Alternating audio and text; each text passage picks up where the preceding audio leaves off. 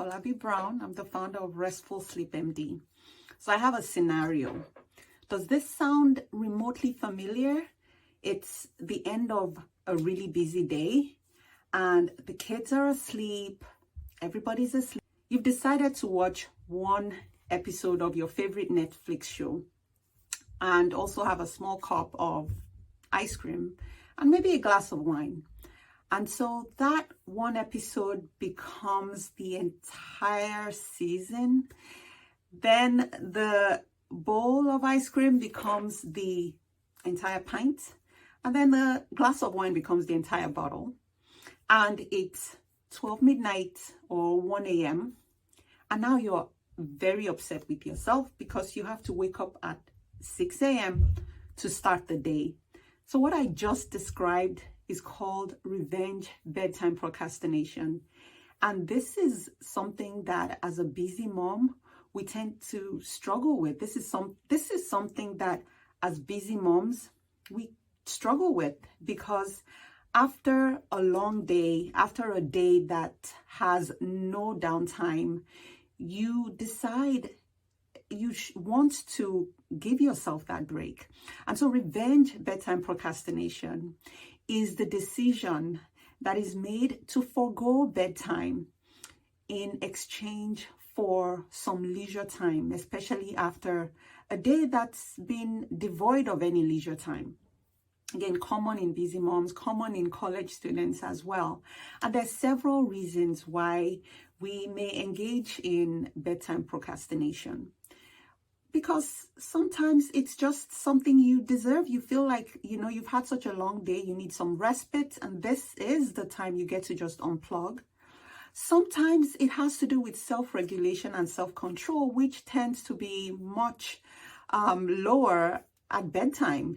That's when you may tend to be a little bit more impulsive. You may tend to make a purchase you weren't planning to make or things like that. So that also impacts it, where you feel like, yes, I know I should be in bed. It's, 10:30 p.m. But listen, I deserve to watch this show and all that. And then sometimes it may be that you get this sudden burst of energy in the evening. And that is seen in people who have what you call night owl tendencies. So we talk about different chronotypes or different sort of biologies that we have. Some people are night owls, some people are morning larks, and so the night owls just do not feel sleepy until much later.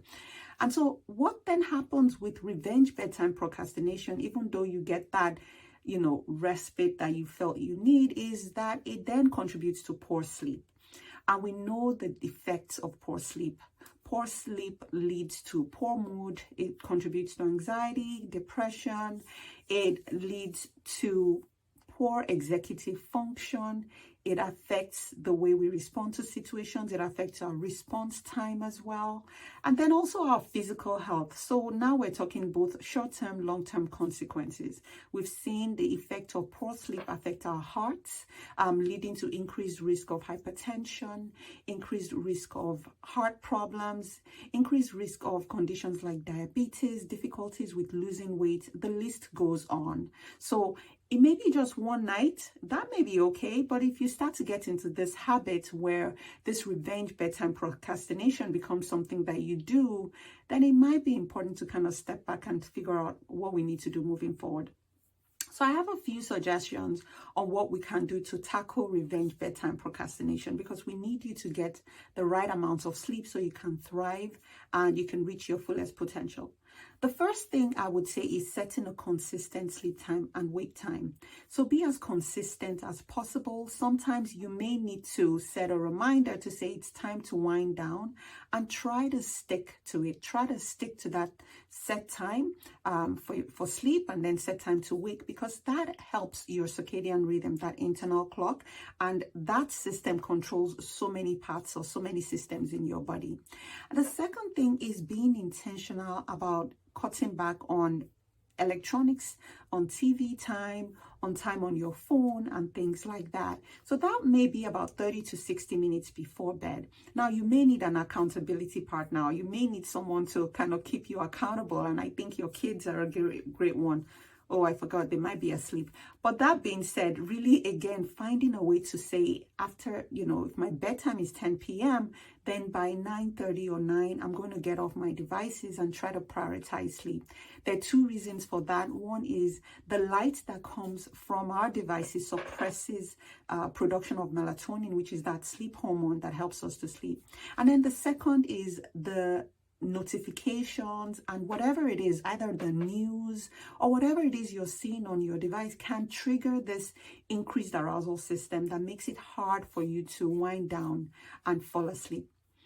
And then the third would be to limit caffeine and alcohol intake. So while it may seem appropriate to have a nightcap just before bed, it turns out what alcohol does to our system is that it is metabolized very quickly, and it may make you fall asleep quickly, but then you start to wake up because it disrupts your ability to get deep sleep. And so now you're waking up with a hangover after not sleeping enough.